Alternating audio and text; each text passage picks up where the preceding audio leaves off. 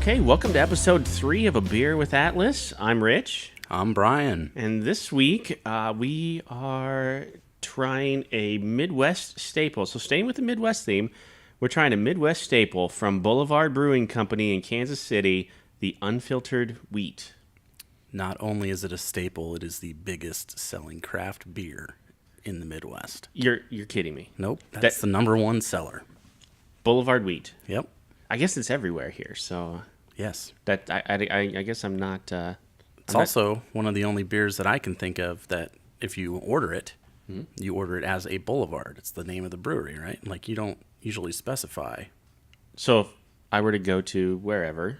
If you wanted, if it was on tap, let's say at local here, let's Crescent Moon. Sure.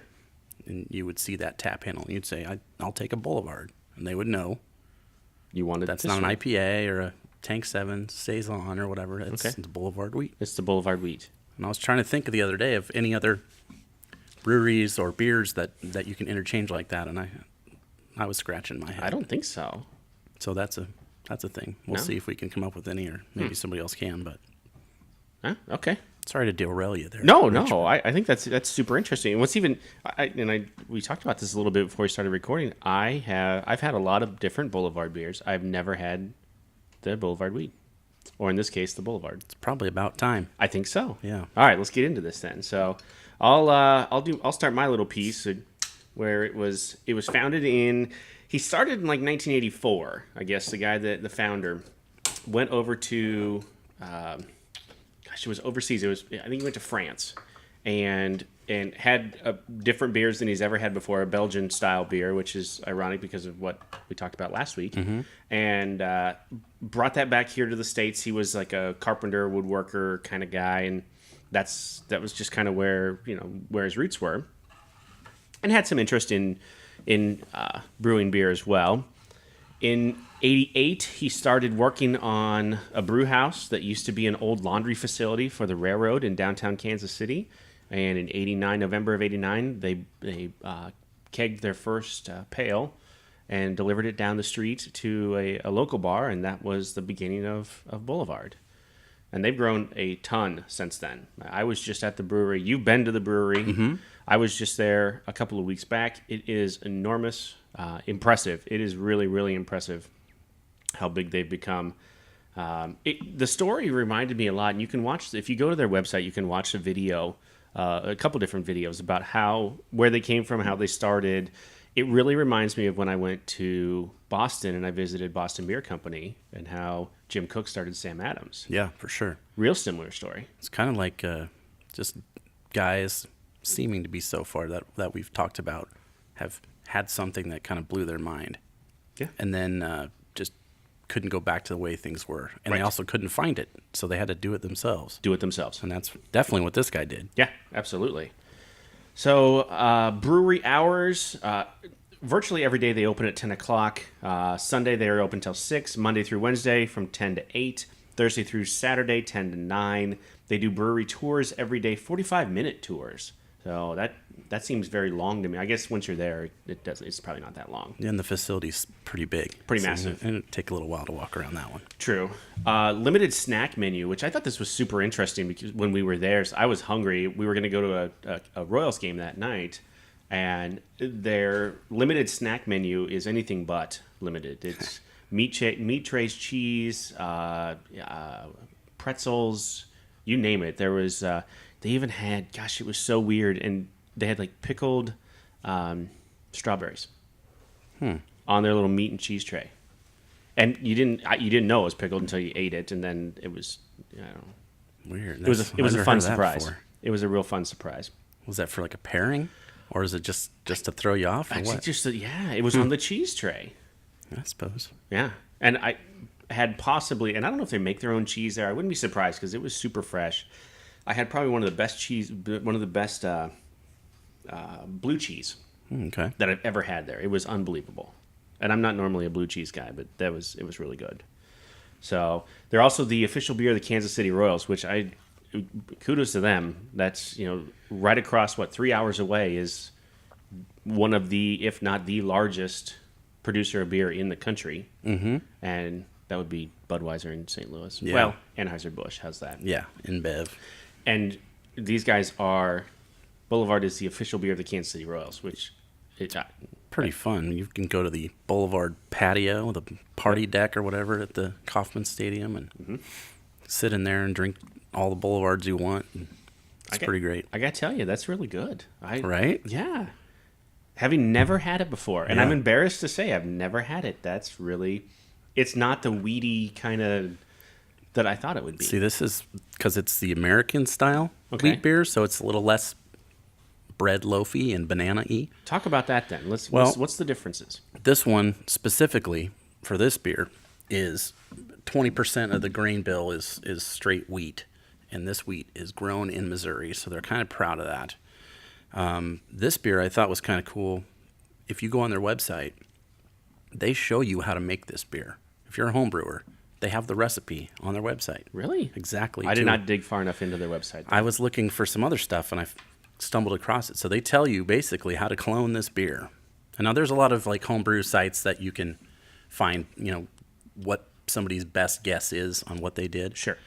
This is the first one that I can think of that just tells you here's the ingredients, here's how long you do this and do that. This is what your specific gravity should be and all that stuff. Wow. To basically make it at home. So I thought that was kind of cool.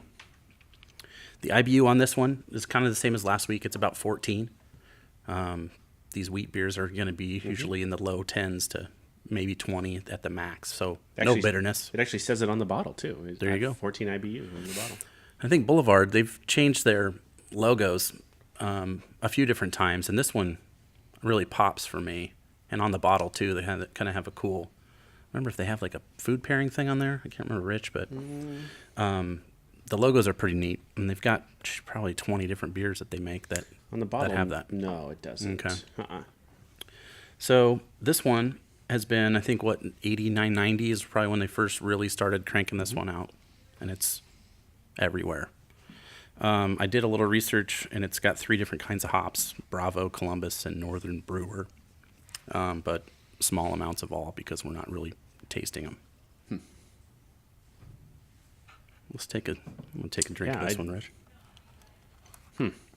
So that's a good summertime beer. It's a good, pleasant surprise. Yeah. It really is. Like I said, totally embarrassed that I'd never had this before, but a really fun surprise. I guess I'm kind of surprised at. I guess I'm not. I guess I'm not surprised by that. I don't. Well, they make, they make good, solid beers, right? Yes. Like almost all of their beers. Like if you have to pare it down at the menu and you're looking for something, then you're going to get a solid. You won't be disappointed. Like I said, I've had a number of them from their sours, which they've done a great job with those. They had a triple IPA when I was there. That was strong. It was, and super high IBUs, real high alcohol content. Yeah. But it was good. It was different. Their pale ale is really, really strong. Their jam band. Have you had the jam band? Yep, that one's really tasty. Yeah, I like that. Dolan does not like this. He's shaking his head no behind the scenes here. That one's fun to mix with like a jalapeno beer. Oh. Because you can get that kind of like spicy, sweet combination, which is good. Yeah. Kind of like when you have like a jalapeno jelly with cheese, that sort of thing. Huh. It's a good beer to half and half with a spicy one, like Kincaid's jalapeno. The Devil's Gap from Kincaid is pretty solid. So from what I understand at Boulevard, and maybe you saw this and maybe you didn't, but there's like another tap room in there that's just specifically for things that haven't hit the actual tap room. Yes. And you can pay pretty money to get crowlers to take home. Oh. And I was lucky enough around 4th of July, my sister went down and brought a few back up, and we had them, and one of them was, it was like a mint chocolate chip Girl Scout cookie sort of stout. Like a stout? Yeah, and it was pretty great. Wow. So I'm hoping we see that one in the future from Boulevard. So in general, and we're getting completely away from the Boulevard wheat here, but do you prefer stouts? Like, you've talked about them often. Well, I feel like I've been in this game, Rich, a long time, and I have strayed all the way to the end of the train tracks. So I'm at those, barrel aged, flavored stouts. But then it's kind of fun for me to come full circle and do these beers like this one. So I am definitely enjoying this one. I like this one better than last week's beer. I like this one better than last week's beer too. You know, the more I read about these guys, and this is no secret, I've talked about this a number of times in some of the stuff I've written and some of our videos we've done, but I really, when we went to Boston and we visited Boston Beer Company, I fell in love with that story, and then have since fallen in love with Sam Adams, with their beers too. The similarities between them, between Sam Adams or Boston Beer Company and Boulevard are there's a lot. I mean, there's a ton of similarity. For sure. Unlike those guys, this guy that founded Boulevard, he sold, right? Right. So I'm sure that there's people out there, companies that would like to get Sam Adams. Oh yeah. But this guy kind of decided that he wanted to get better distribution. That was the main selling point for him. Right. And I think it was it Duvel? Was that the Duvel. company? So I know as soon as that happened, as soon as that sale took place, they were able to distribute their beers all the way to Florida, just from Kansas City. Wow. So it makes a difference to have those connections and that power. I think what's interesting about that story was I read that, and at first I thought, oh, that sucks he sold, but there was a very good reason why he sold, and they maintained their identity even through the sale. It was, so Duvel was the beer that he drank when he was in he was in Paris, when he was first introduced to the Belgian style. That's cool, yeah. So much like you've mentioned, it came full circle for him too. They came here and proposed this deal, and then he took it. There's one other thing I wanted to talk about because I have it in my notes, and it's something that's kind of fun, and you're starting to see it more often. But a few years ago, they started their own. They call it Boulevardia. So it's their own beer festival, but it's not just their beer. So they invite other breweries from all around the country to come and have a beer fest. And the year that I went, was lucky enough to be about 110 degrees in downtown Kansas City. Oh, it sounds about right for Kansas City. It was out in like a parking lot in the middle of this old, like, I guess in Kansas City, it's where the haunted houses are in October. Like if you go down there and want to go do a haunted house. So it's like an old warehouse district. Okay. And the beer festival was set up on a road that was basically like I'm trying to think of the term for this, but it's like an under or overpass to get onto the interstate. Okay. So like there's a road above and there was a road below, and we were on the road below, and they just started at the bottom and they went all the way up to the top, and it was tents on both sides of the street. Yeah. And that was where the beer fest was. So if you were at the beginning of the line where everybody else was, it just pushed you and pushed you and pushed you all the way to the end. So you kind of had to hurry up, basically. Sure. So we peeled off the front of that and rolled to the back, and then we could take our time. And I think that was the first year they had the beer festival, and that was the last year they set up in the street thing, because it just didn't work. It didn't work.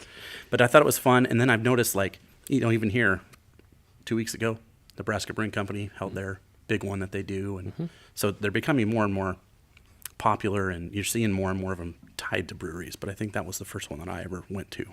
Which goes to and we've talked about this, I believe at least once, maybe twice now, that the work that the breweries do with each other is amazing. It's like no other industry I've ever seen before, is how much they share, the knowledge that they share, and information, and how those guys are all friends. Yeah, for sure. And this one was kind of fun and a little bit different because it was like a 2-day event. And they had like a carnival. So they had like rides, they had bands, they had local artisans came in. So it was kind of like, we have junk stock here in town, so you can do that sort of stuff a couple times a year. They had that sort of thing tied into it too. Wow. So it was definitely for families to come. You didn't have to buy a ticket to get in for that stuff. Okay. They had food vendors, and they had ice cream and that sort of thing. But then they also had the beer festival, so it was kind of cool. It was a lot bigger than what we have here. Sure. But if you ever get a chance to do it, I would suggest it. And that's once a year, like in the summer? Yeah. Interesting. I know, I've heard of it. I know the guys from Cross Train went out this year. They were talking about it, that one of the last times I saw them this summer, they were talking about going to that again. And they were super excited. And they're just as big a beer nerds as anybody. And they were like super stoked to be going to this thing. So It must be a big deal. Yeah, it's a lot of fun. Oh, I mean, we always mean beer nerd in the most respectful way possible. Of course. So if you are one, you're proud of it. It's absolutely a badge of honor. It totally is. So, all right. Well, Brian, this is like I said, great surprise. I would order this in a restaurant. Like I would order this at a bar.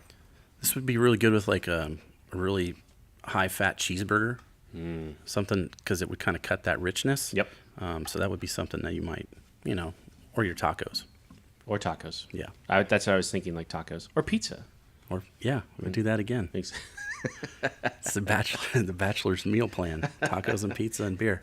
Thus that's how it became so big. I guess I don't know. So, all right. So next week we will be back with. I'm toying around with one more Midwest beer before we branch out a little bit. So probably one more here in the Midwest, and then we're gonna branch out and see what other trouble we can get into. I know we can get into trouble. Absolutely. For sure. All right. We'll see you next week. Thanks, Rich.